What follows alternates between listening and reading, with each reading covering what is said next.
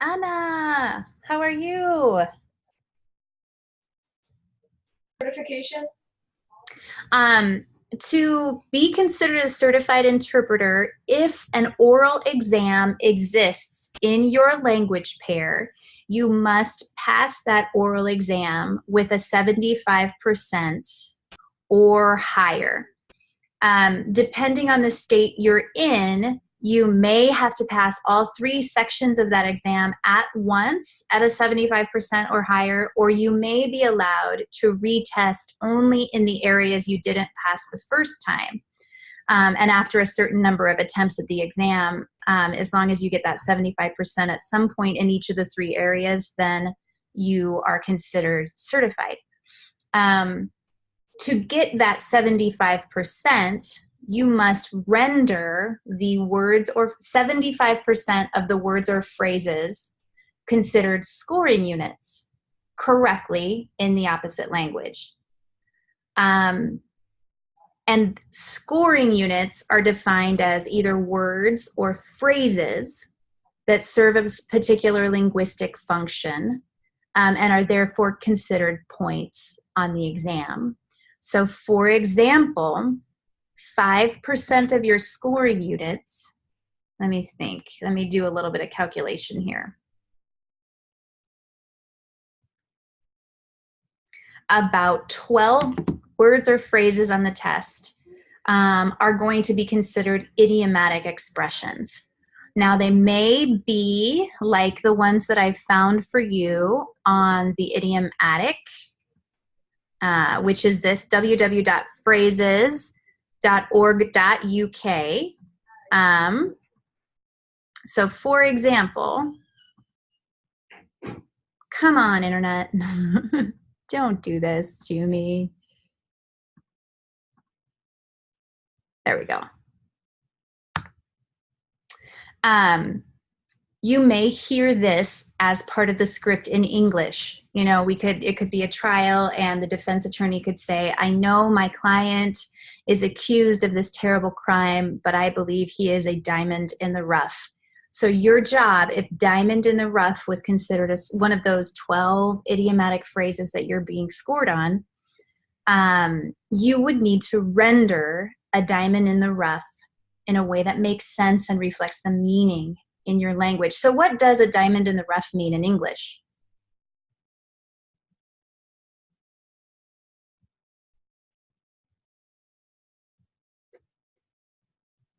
I think I've got you guys on mute.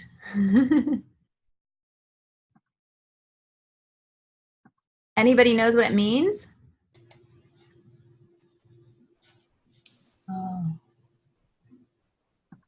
This is something precious, but people just couldn't recognize its value, something like that. Perfect. Okay. Now, if that concept exists in idiomatic form in your other language, then you want to come up with that idiom and say it. But if it doesn't, you want to explain the meaning just like David did. So in your language. So you would have to be interpreting along. I know my client is accused of these terrible crimes, but I really believe he's a diamond in the rough. So in your language, that might sound like, I know my client's accused of these terrible crimes, but I really believe he's something precious that we have overlooked. Or I really believe he has value. We just haven't recognized it. Something along those lines, okay? So when it comes to idiomatic phrases, you have to be able to recognize what they mean, and then you have to quickly come up with a way to render them in your other language. So that's an example of what we're talking about when we talk about idiomatic phrases. What have you heard this one? And I'm really just going through these in the first few minutes while we have people arriving, and then we'll launch into the rest. So if you heard this, the doctor was in cahoots with the pharmacist to supply opiates to area addicts. The doctor was in cahoots with the pharmacist to supply opiates to area addicts. What does in cahoots with mean? That you're going along with the, you're in with the adverse party or whatever. You're going along with them. Yes. Hi, Kelly. Hi, Rose, you made it. I made it. I was trying to connect and I had a problem, but I'm here. Here you are. Okay. That you're going along with it, that you're in agreement with. So That's you're a in cahoot. agreement with, you're Yeah. going along with, like Mary Ellen was saying. David, did you have another phrase? Yeah, they actually they are the same kind of same I guess team or same kind, but they don't appear to be the same kind of guys. Well, it's something you say you sort of a conspiracy. I mean, There you go. That's the Yeah. word. Yeah. And I think that might be one way that we could render this in Spanish would be to use that word. Se conspiraba con is how we might say it in Spanish. And that's the exact word for conspire, which is what you're saying. So in cahoots with, and this is kind of has a negative connotation. Conspiring with someone can be have a negative connotation as well. So that might be a good fit if there's a way to say that in your language. Anna, does something come to your mind readily for how you would render this in Czech? Kelly, Yes. ¿puedo decir en contubernio? Ooh. wow, there's a lot of echo. There was a lot of echo. Is this who was asking? Is that Margarita? Yes. Okay. Honey, let me check. It sounds good because it sounds negative. And that's what we want it to be. How did you say it? En contubernio. Yes. Yes. That's a good fit. I like that. All right. So, Check. yes, I did. Spolupracovat. Okay. And if you took that exact phrase and put it back into English, what would it be? Like cooperate. Perfect. All right. You got it. So that's the essence of what you guys have to do when you come across an idiom. So part of your job in these weeks while you're preparing is to increase your understanding of idioms as they're supplied to you, and then your ability to come up with them. So use all of our exercises as a chance to polish that. The only thing that I would caution you on is that it's easy to become fixated on idiomatic phrases as like this big deal. There are really not as many of them as on the exam. So I would not recommend spending 100% of your study time investigating how to say idioms. It's just one thing that you can kind of add to the mix. So with these two that we just went over, for example, I would recommend making a flashcard. You can use a paper old-fashioned method, or you can add them to some electronic app with flashcards. Add a diamond in the rough, add in cahoots with. You can explain their meaning in English on the other side of the flashcard, or you can put your rendition of how you would say that in your other language. The most efficient for the purposes of the oral exam is probably to have the English and then the version in your language and really drill that into your head. Because there's just so many. So then we have our last one. Judge Walker is hard on people who drive under the influence, but he's no saint, let me tell you. What does no saint mean in this context? I muted a lot of our microphones. So to answer, you'll have to unmute that.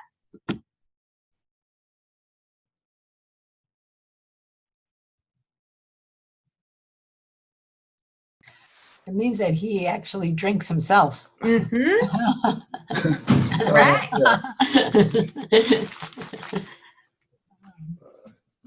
Yeah. It means he also commits this sin, this error. What were you going to say, David? No, I'm saying he's not perfect either, He's not perfect either. I think that would be fine. I think for the purposes of the exam, even though the meaning is highlighting that he probably participates in the activity he judges so harshly, it would be overstepping to say he drinks too as your rendition of he's no saint. It would be better to hint at it some way by saying he's also not that great of a guy, or maybe even he's a bit of a hypocrite. Could work depending on the context.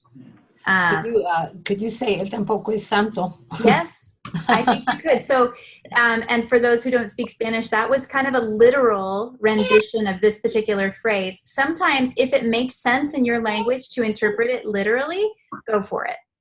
Yeah, I feel like when I was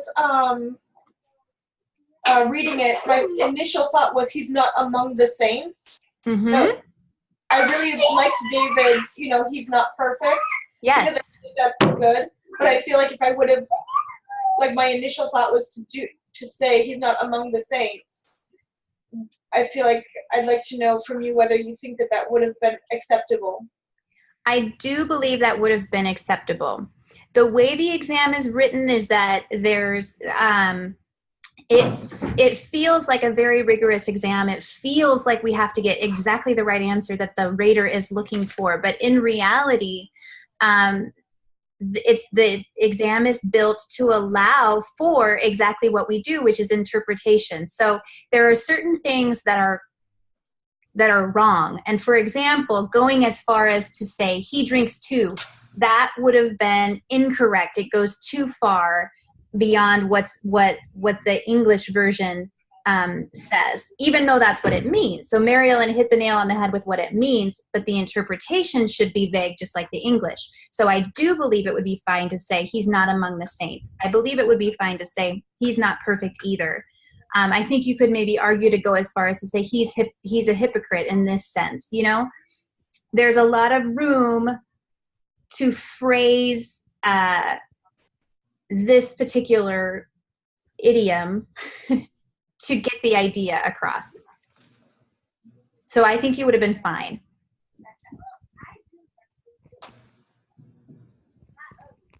In that one. Okay. So that's how idioms work. Let's do a little bit of, Kelly, yes.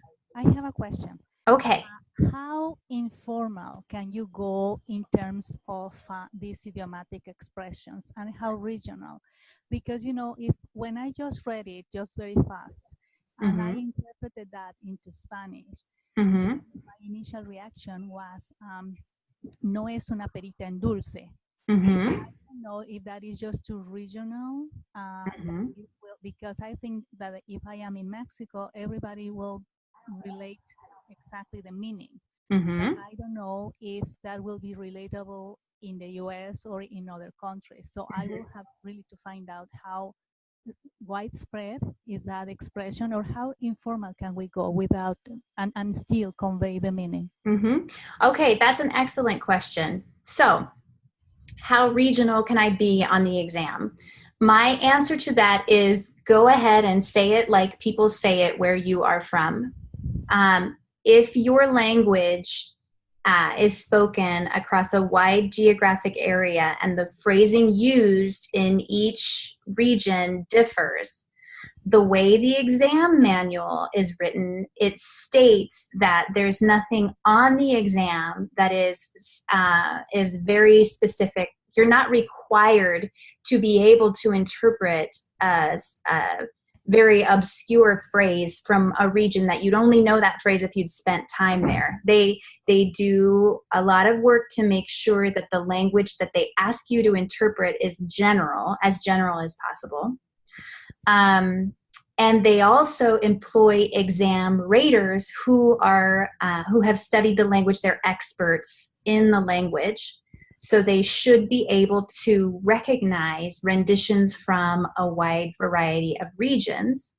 And if you come up with something that particular exam rater hasn't heard, there's a procedure described in the manual as far as how to deal with it. So one exam writer may say, I've never heard that phrase, so that's wrong. But another exam rater says, well, that's how we say it in my country. There are two people review each exam.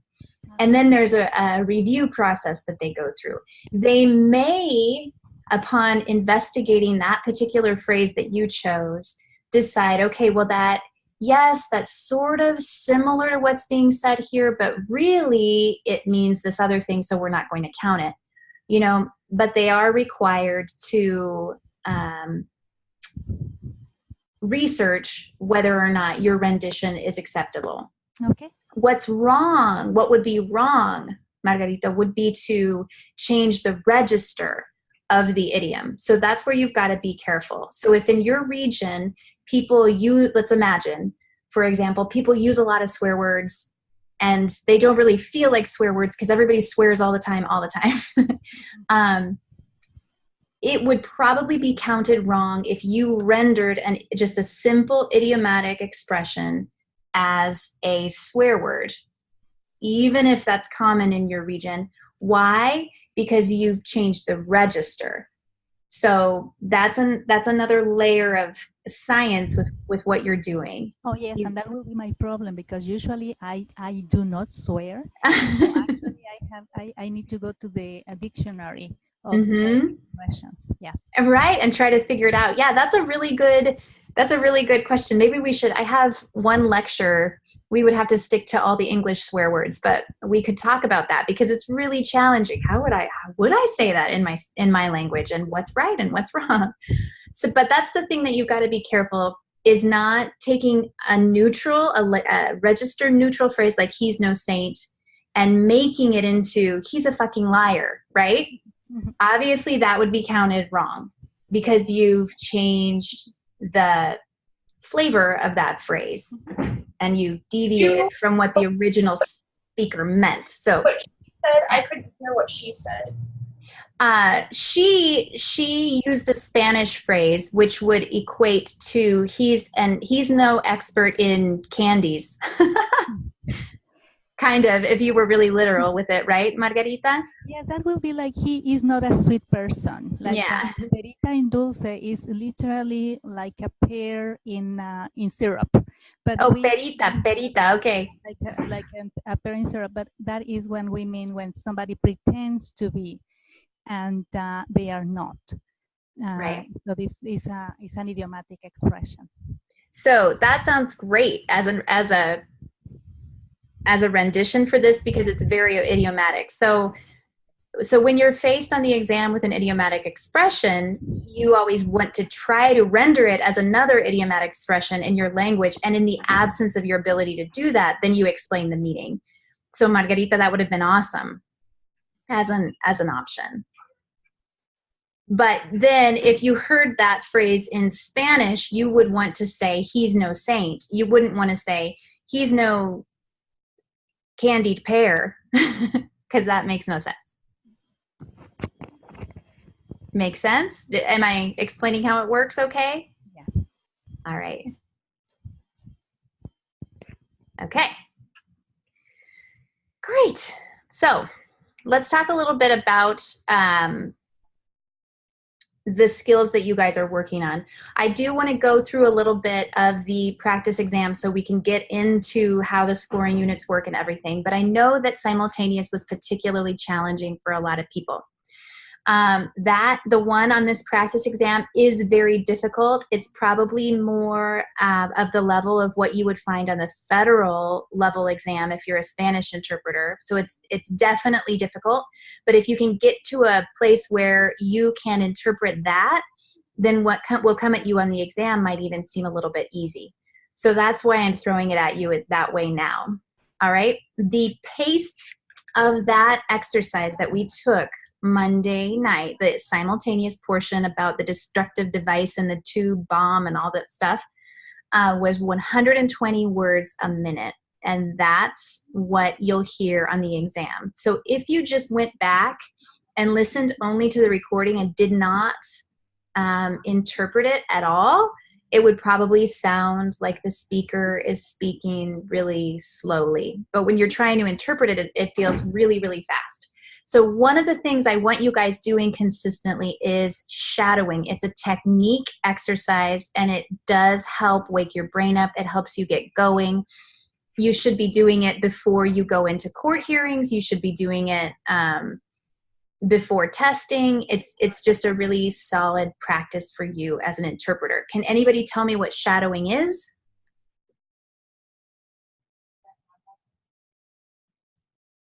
Our first thought often is, oh, it means going to court and following an interpreter around. And yes, that is the meaning of shadowing in one sense, but the way I'm using it as a technique exercise, it has a different meaning. Anybody know it? Lagging behind? Lagging behind. And there's one other key characteristic. Following the speaker in the same language. In the same language. The reason it's great is because it just helps activate all the stuff in your head that you need to be activated when you start interpreting. But if you find yourself falling apart in simultaneous exercises, part of the reason is probably because you haven't trained yourself even just to shadow effectively enough yet. Okay? So what you do when you shadow is you listen to the message and you lag slightly behind the speaker and you repeat exactly what the speaker is saying in the same language as he or she says it. It sounds easy, and a lot of times it is easy, but sometimes it's hard. And what I want to do right now is have you guys do some shadowing. So let me make sure we're all on mute because we don't want anybody doing a solo shadowing performance without being aware of it. I'm going to read the first shadowing exercise for arraignments to you guys. We're doing this to wake up our brains and get a feel for how this technique works. If you are an expert shadower and this is too easy for you, I want you to do something called dual tasking, which is basically shadowing, repeating the thing I'm going to read to you as I read it, but also write down numbers 1 through 100 while I'm reading. So you're listening, you're repeating in English, and you're writing the numbers 1 through 100 at the same time. That's only if this shadowing thing feels really easy. If shadowing is hard enough for you, then just shadow, okay? What questions do you have? None? All right, so here we go. I'm going to be reading. You guys are repeating what I'm saying in English on your end, all right? The name of the exercise is Federal Rules of Criminal Procedure, Rule 10, Arraignment. So let's begin. A, in general, an arraignment must be conducted in open court and must consist of 1, ensuring that the defendant has a copy of the indictment or information. 2, reading the indictment or information to the defendant or stating to the defendant the substance of the charge. And then 3, asking the defendant to plead to the indictment or information. B, waiving appearance. A defendant need not be present for the arraignment if 1, the defendant has been charged by indictment or misdemeanor information. 2, the defendant, in a written waiver signed both by the defendant and defense counsel, has waived appearance and has affirmed that the defendant received a copy of the indictment or information and that the plea is not guilty. And 3, the court accepts the waiver. C, video teleconferencing.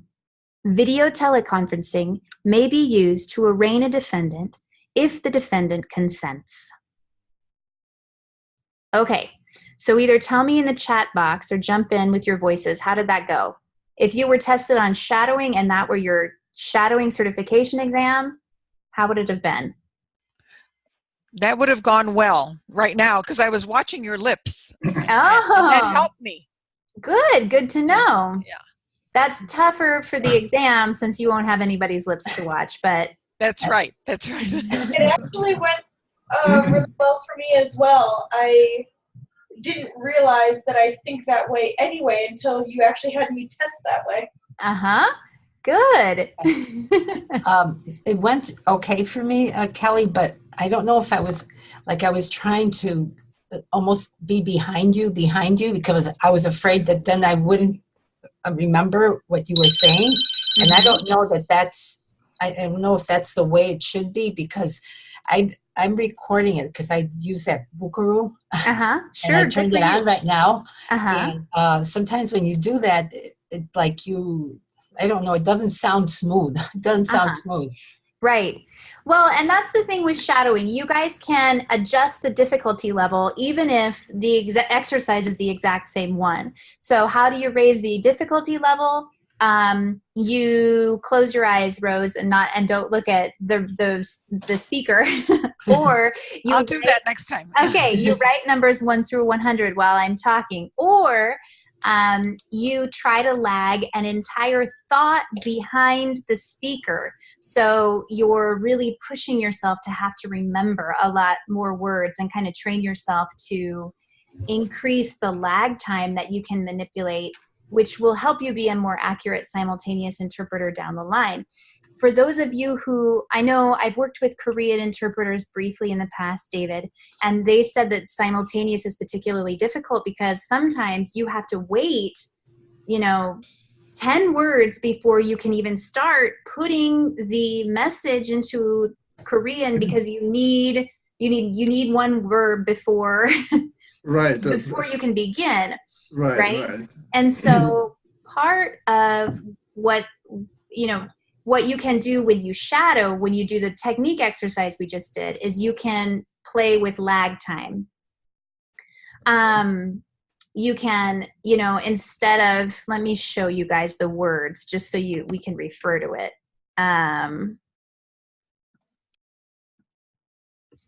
Instead of starting, when you hear me say in general, you right away start repeating it in general.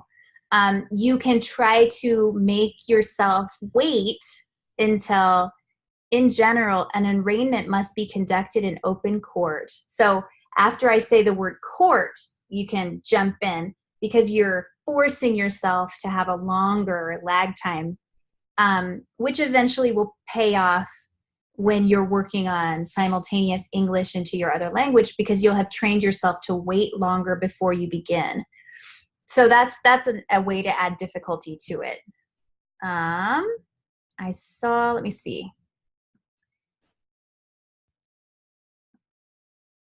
It is so, and then another person mentioned it's hard to abandon words you don't know and leave them behind and move on. One of the things I like about shadowing is that it's really hard to do if you don't comprehend what you're hearing.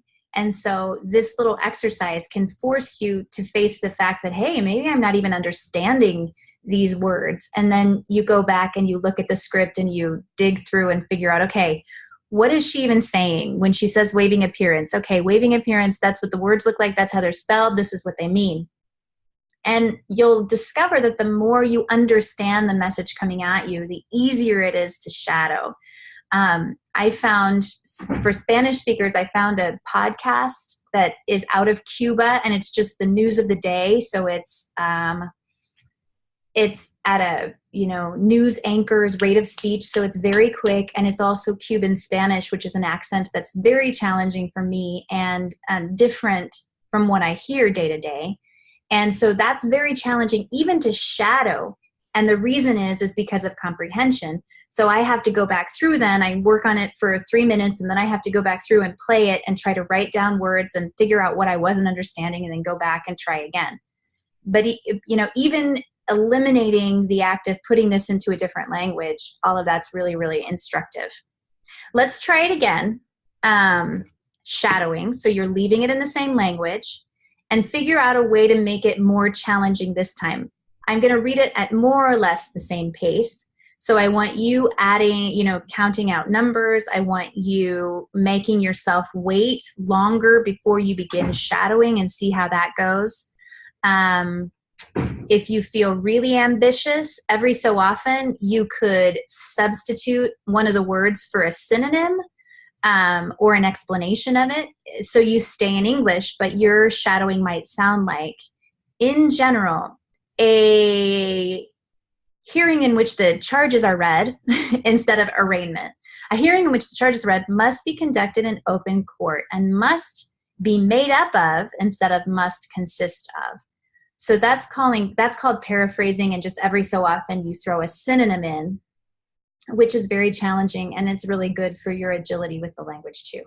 So pick one of those ways to make this even harder.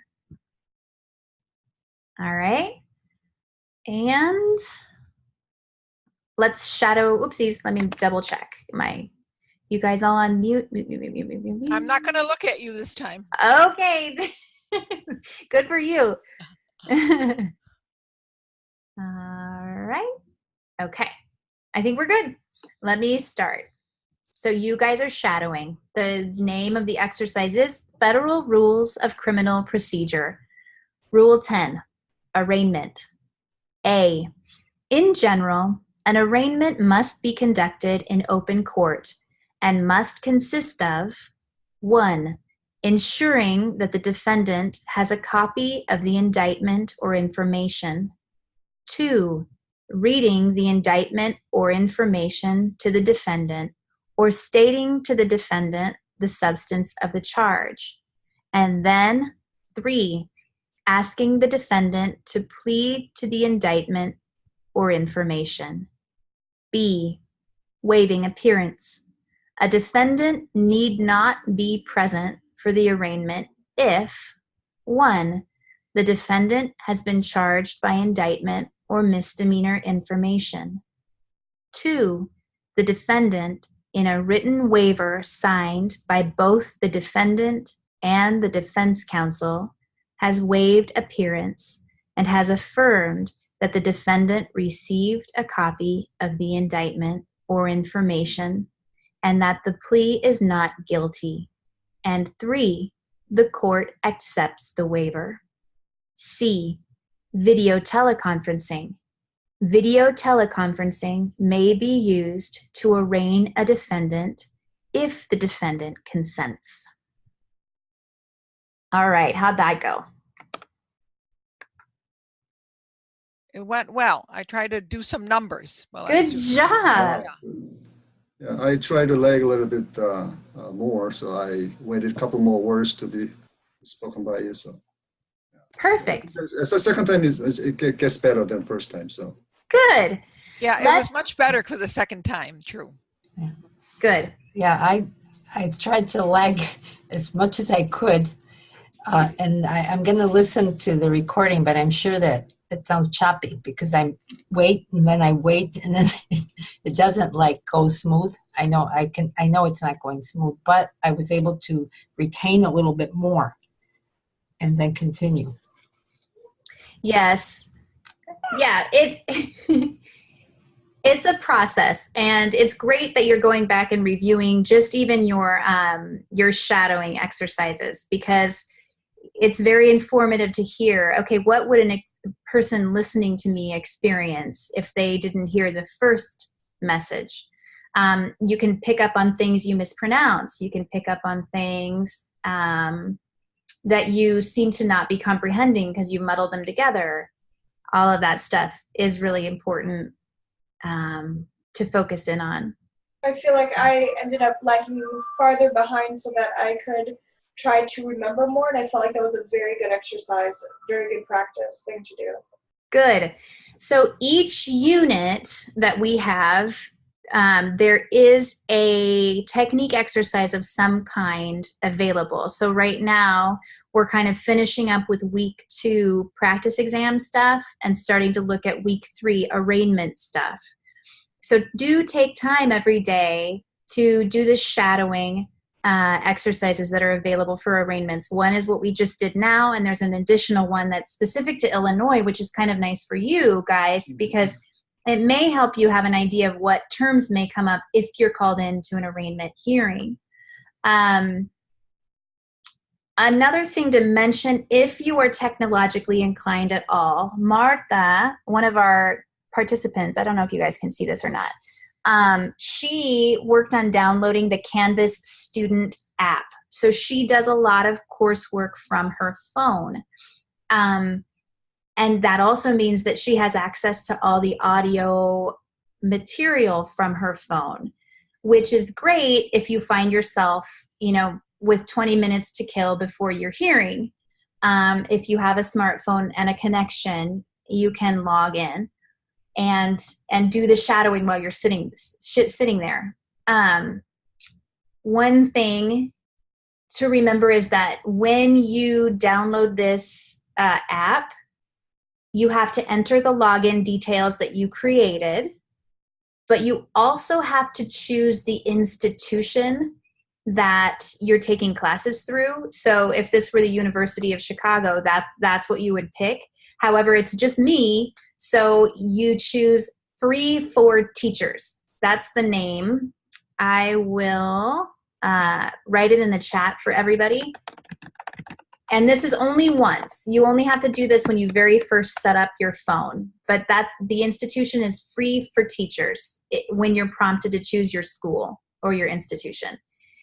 Using that and your Canvas login, you can download the Canvas student app and then play all these shadowing exercises while you're sitting in the parking lot before you go in, while you're sitting in front of before you're hearing to go in.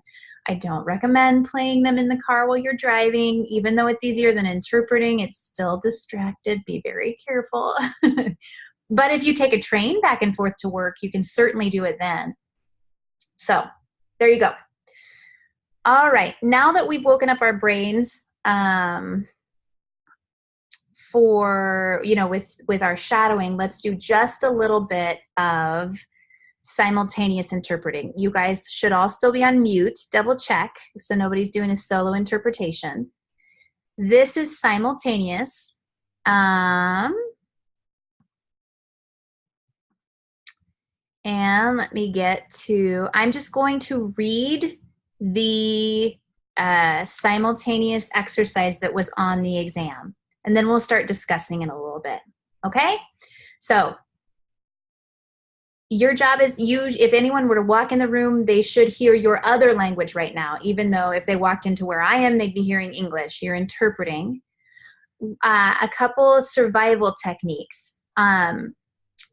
This is a very challenging simultaneous. So it's easy to get tongue-tied and tripped up and mess things up. One technique is to just, if you get behind, just call it good and jump back in, just forget about it. Another technique is to say whatever word you're getting hung up on, say it in the source language, in English in this case, and then continue on with your interpreting. The trick here is to not let yourself give up.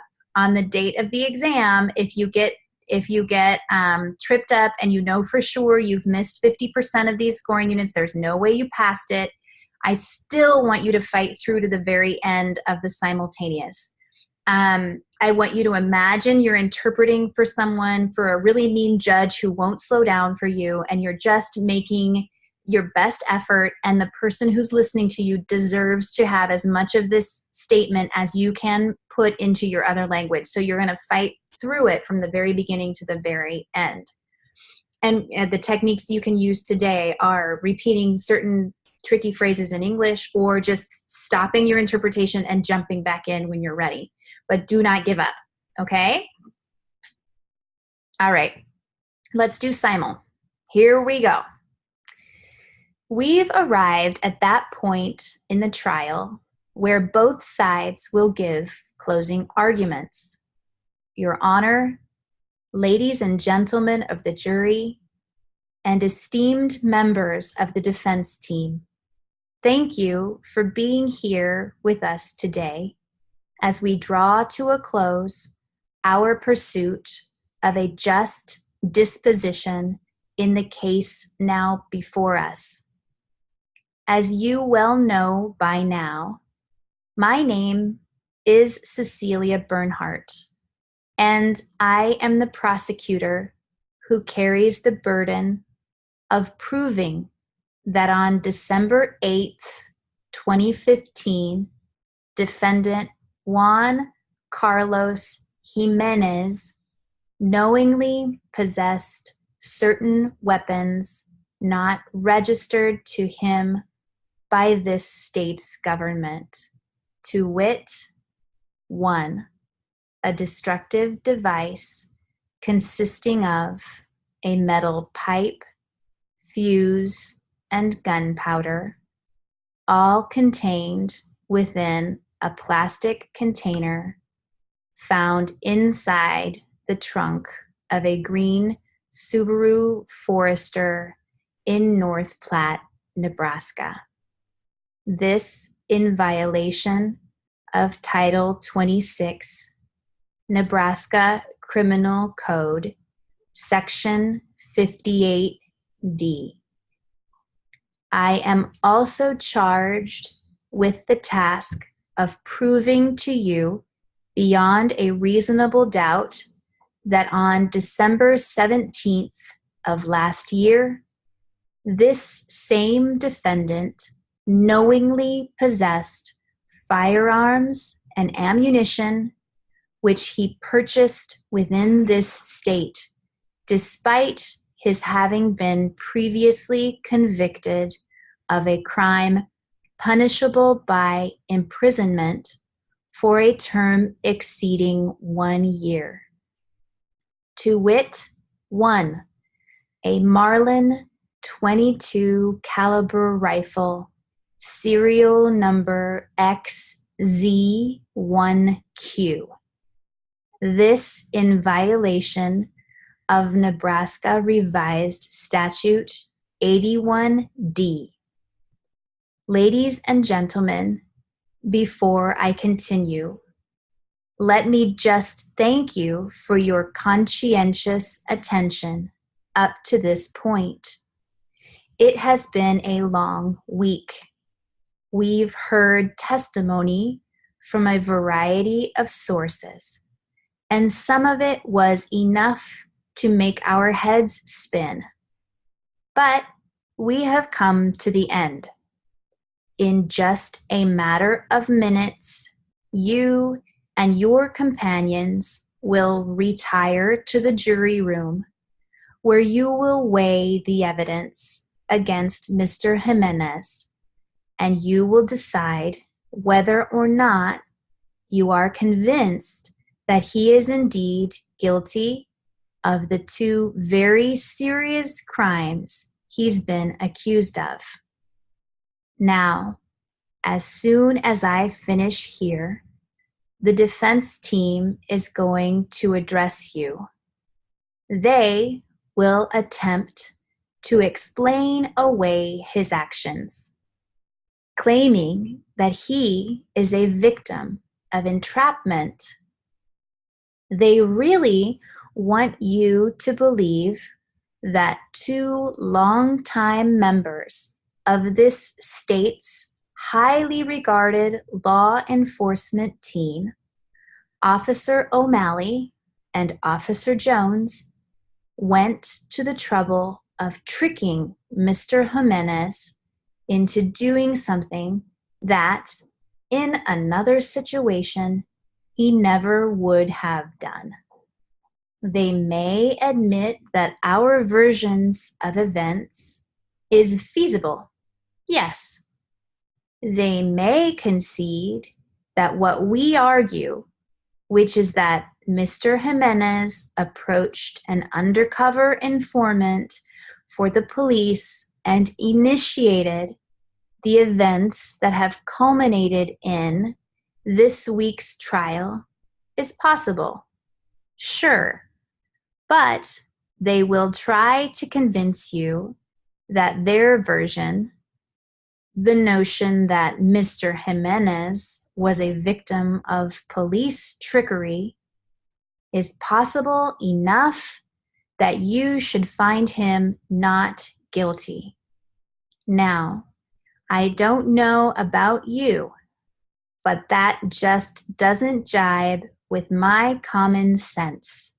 It simply doesn't make sense to me that these 2 police officers, who have plenty of work without inventing cases for themselves, would go to the trouble of enticing Mr. Jimenez into committing a crime he never would have committed were it not for their intervention. But more importantly, that version simply is not consistent with the facts. Okay, there's more to that one, but we'll stop there. Whew, how did it go? still left out a few important words, but better. Than Better. the first time. Better than the first time. Yeah. Good. Yeah, definitely better than first time. Still short. Would your people have understood? Would they have had something that was coherent? Your listeners? Yes. Yeah, I understood. What Yes, the story. absolutely. Yeah, but Good. And go ahead, David. putting it in our language is kind of hard because I don't have the proper appropriate matching meaning to come up in very instance. So Right. So for you, especially at this phase in your development, David, you want to work really hard on increasing your comprehension of fancy legal English. So this is great because you can listen to these exercises again and again and again and again, and it really does imitate what you'll hear in the courtroom. So it'll help you increase your comprehension. That's probably where the breakdown is happening for you, and for people who are struggling with this is just on the comprehension level. All right, let me see. Let me show you guys. Kelly, were you going Yes. like a little slower? I think I did go a little slower than Right. what was on the exam. Okay. Because I was sort of able to follow, although when I came to a word where I just couldn't think of something to say, that really throws me off. And then I skip it, but then I skipped a few more words after that. Right. And I go back in, and what happens with that is then if you listen to it, what's left out, then the rest sometimes might not, the whole thing might not make sense. Right. That's how I think. And so when you're interpreting in practice, you want to develop techniques to sort of smooth out when you have to skip. But for the purposes of the exam, the game, you see now on the screen all these different things that are underlined. And these are examples of what I'm talking about when I talk about scoring units. So we're going to talk about those together. The game is to hit these scoring units. So if you have to sacrifice some comprehension for your listener to get back quick enough to interpreting, that just might be what you have to do for the exam. So we kind of have to do things twofold in this class. One is really work on how we're going to show up when we're working in the real world, and the other is to perfect exactly the strategies we're going to employ on test day, because they might not be exactly the same. For example, on the consecutive, you're just trying to get something said. So if you forget something and you don't have time for a repetition, say as much as you can and then move on. Whereas in the real courtroom, you want to ask for a repetition and do your best to get every last thing on the record. So there's differences there. So we have to take those into account. But you might just want to say the word in English and jump back in right away. Okay, so what we see on the screen right now is the written version of the statement that you guys just interpreted. I highly encourage, I insist that you guys get comfortable at recording yourselves. It is awful. It's horrible. Every interpreter I've ever worked with has looked at me like I'm asking them to rip out their fingernails when I ask them to listen to themselves on the recorder. But I insist on it because every interpreter that I've known who's passed this test has taken the time to critique their own work. And since the technology of recording devices exists, we must use them as professionals to critique our own work. Sometimes it's better to have ourselves critique our work than to pay somebody else to do it. We are our worst critics. And you don't always realize what you're not getting until you make yourself listen to yourself. So please commit to me for our 10 weeks to do the most uncomfortable and awful thing, which is listen to your own work. You can devise a reward system for yourself down the line. Once I'm finished with this, I get to take a trip to Jamaica. I'm going to treat myself to that. Or it could be simpler. I'm going to eat a whole box of Oreo cookies. Whatever it is that makes listening to yourself worth it, do it. At least for the I guess it's 9 weeks that we are together. Okay. So today, go back and listen to whatever you've recorded, whatever you recorded today, or if you sit down and work on this tonight, and listen to yourselves. Now, here are the scoring units. This is what I would have rated you on had I spoken your language and understood your rendition. I would have seen, okay, did this person say esteemed? Esteemed is an example of what we call a general vocabulary scoring unit on the test, meaning this is just probing your dexterity in handling general terminology. Esteemed is one of those. As we draw close to our pursuit of a just disposition in the case now before us, just is an example of an emphasis word. It's a very easy word to omit because the sentence still makes sense if we say, as we draw to a close our pursuit of a disposition in the case now before us, right? So sometimes if we're behind, we just naturally eliminate the little words, but the meaning changes. You know, a just disposition. What does just mean in this case?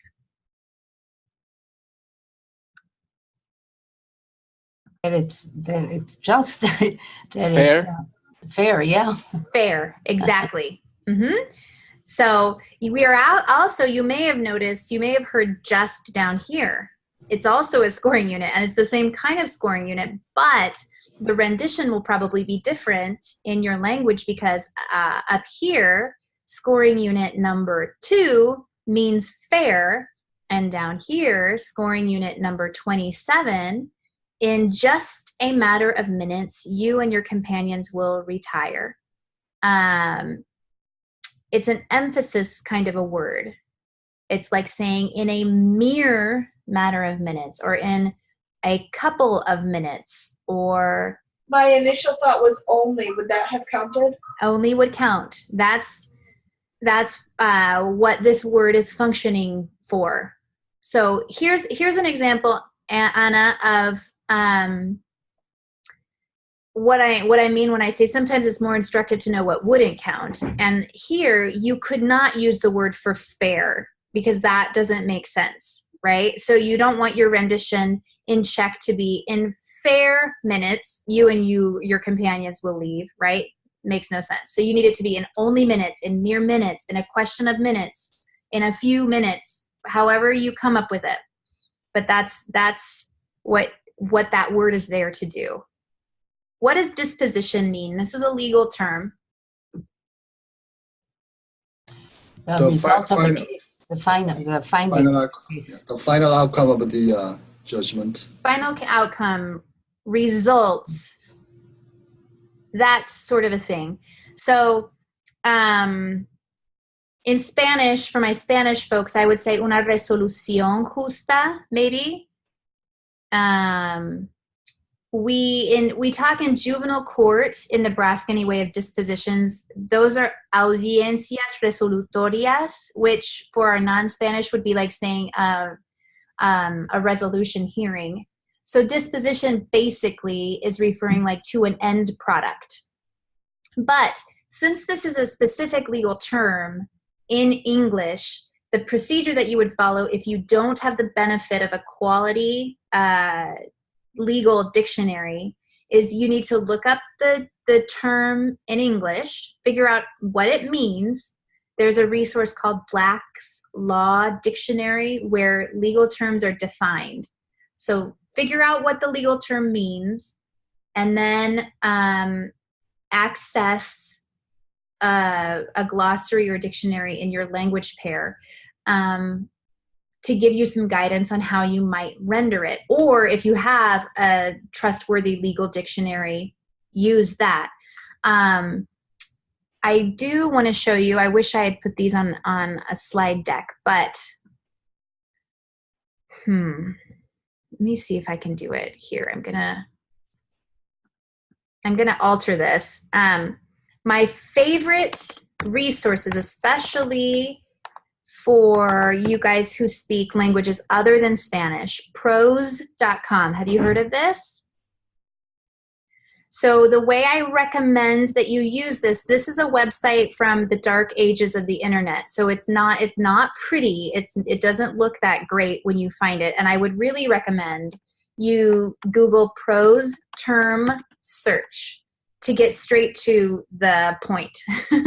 All right. So that will take you to where it says search translation glossaries and dictionaries.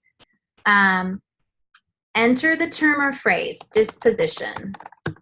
And then I don't usually worry about entering the source language, and then we can put, let's see here if they have anything for us. Check. Okay.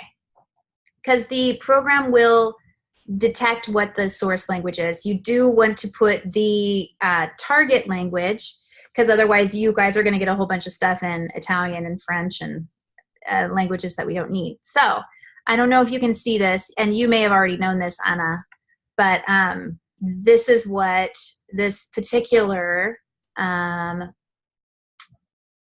list member recommends for disposition. Now, notice that the field is engineering and manufacturing, so you might want to kind of go down here and see maybe law and patents might be a better match for what we're doing, that kind of thing. Law, general, disposition of the case, here's a term. So there's a great variety of languages on this website, and it's also run by the contributors are professional translators. It's not a machine somewhere looking for cognates, basically. It's actual professionals who say, this is how I deal with this term. Let's see if we can find something in Korean. Okay, I don't know if that's helpful to you or not, David, but we've got law and patents. We have the word disposition, and then here's a suggestion. So especially for those of you who are not, who don't work in languages where there's a wealth of materials already out there, glossaries and the like, this is a really good resource. It's also great for Spanish. We have other legal dictionaries we can refer to, but it's quick, it's fast, and it's usually well curated, meaning it's not just random words off the internet. Oh. Sorry, let me change the color so you guys can see that a little easier. Another resource I like, and I don't know for sure how many languages this one is in, is called Lingui. Lingui.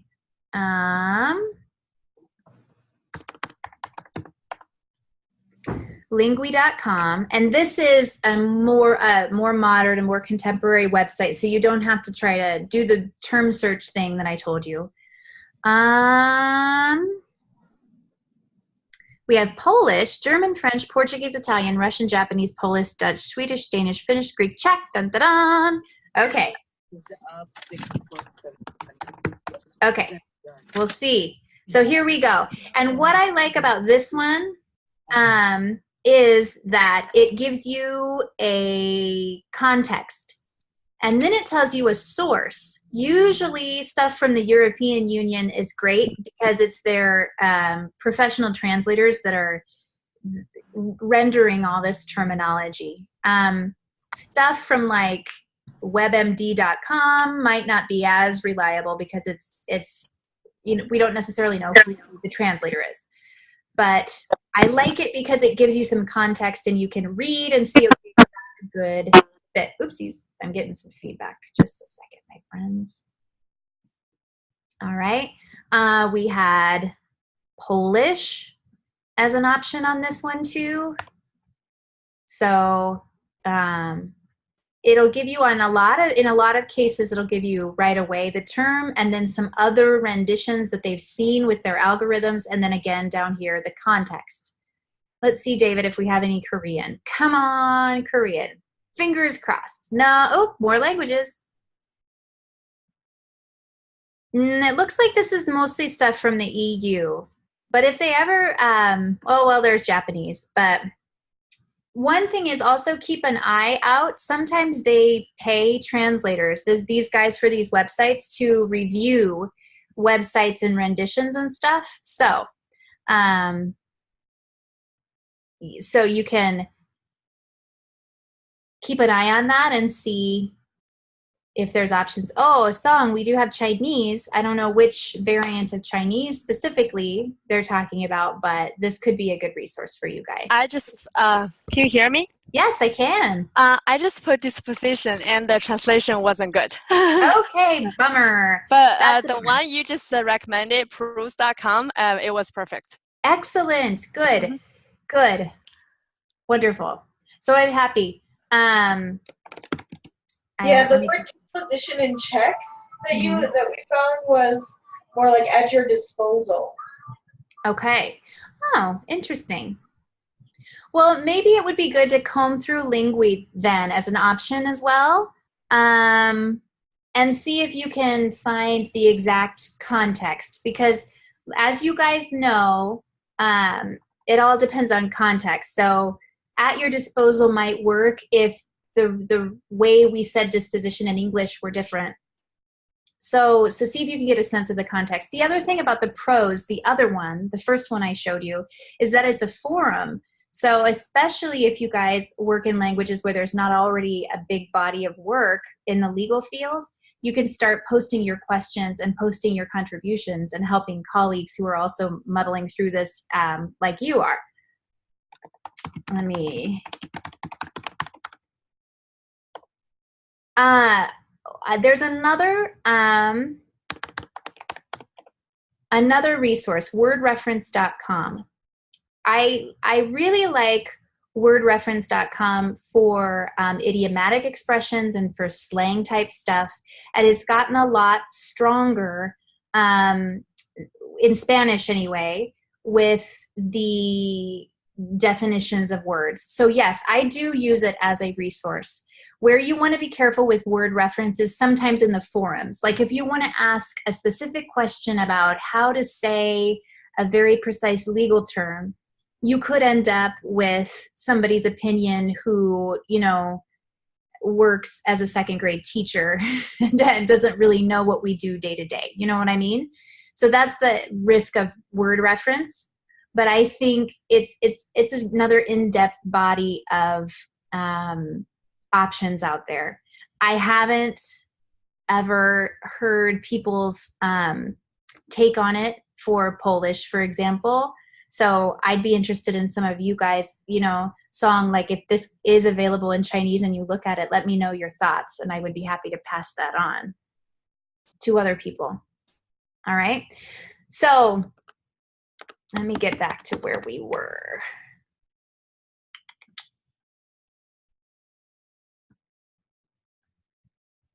Where did it go? There we go. So that's basically the process that we follow is you see which phrases and words in this counted, and you can research how you would say them, especially the difficult ones. So category D are those legal terms. And so if you don't have renditions readily available, you can look for some in the resources that I just shared. Prosecutor, which means another way we say it in English is government attorney. Government attorney would be the closest. Think about how you would render that. That counted. Carries the burden. Legal terminology in the exam manual is defined as any term that you're likely to hear in a legal context. So it doesn't necessarily mean, only terms you'll find in Black's Law Dictionary. No, it's terms that will come up for you in the court setting that might not come up later, elsewhere. Like carries the burden. I don't know if you'll hear that exact I think that phrasing, but it probably carries the responsibility. Excellent. And on that one, since it's a legal concept like the burden of proof, the level, the level of certainty that you have to meet in order to secure a conviction, research a little bit and see if there's a specific phrase for that concept. But yes, in the absence of one, what you're saying gets at the meaning, definitely. Okay, I just want to mention a couple other things on this page. So December 8th, 2015, this is an example of names and dates. I think those are worth about 7% of your overall scoring unit. Now, if I just said right now, how do you say December 8th, 2015 in Korean? David would be able to answer me that quick. How do I say it in Chinese? Song would be able to answer me in a heartbeat, right? The tricky thing is that when we're interpreting, and if we're just behind enough, the date is very, very easy to eliminate or say incorrectly. So that's something you want to train yourself to attend to when you're working through all the exercises in class. These are easy scoring unit points as long as you remember that you're supposed to be rendering them with a high degree of accuracy. You know, we all know how to say December 8th, 2015 in our other language. The trick is being able to say it when we're dealing with so many other things, right? Possessed. So this is an example of a grammar scoring unit, a simple past tense verb. How do you express those in your language? Verbs, grammatical scoring units could be any grammatical concept, but they're oftentimes verbs. So that's just kind of an FYI. I don't necessarily want you spending a lot of time remembering and conjugating verb rules because I don't know that that makes you a more fluent speaker, which is what you have to be on the day of the exam. But I do want you listening to your work and noticing, do I mess that up when I'm saying it in my other language? And if so, brush up on those concepts. Can I ask you a question very quickly? Yes. The way I interpret it was Jimenez a sabiendas tenían su poder. Would that be the proper interpretation? You know, that maybe could be understood as it was under his control, which depending on your exam rater's philosophy on how liberal or how strict to be, might not work. So if you want to use the word for to have, I would say tenía en su posesión, which for our non-Spanish would be like saying had in his possession. So almost. And the answer could be maybe. It would depend on your exam rater. But to be a little safer, maybe go for posesión instead of poder. Okay? Now, I'm looking at the clock. I don't know about you guys. I have a hearing this afternoon that I have to hurry to, so I'm going to sign off. This is going to be recorded and posted. You can find the video of the session, and I'm also uploading audio of the session. Sometimes that's valuable, sometimes it's not. But if you don't want to use up all your data on video, you can just listen to the words. It's way down under modules, week 9, and then recordings. Click here to view the classes you've missed. So this will be week 2 lunch session audio and video links. That's where you'll find it once it's done. Okay? I'm going to sneak off. Any questions, any concerns, any ideas that you have, email me. And I did just get a message roll in.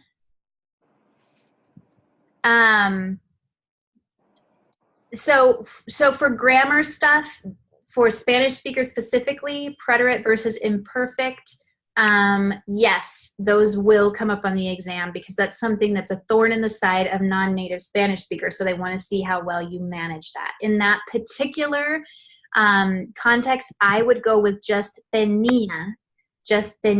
But since we're talking about one specific day, I think you could make the argument that you could use preterite also. So.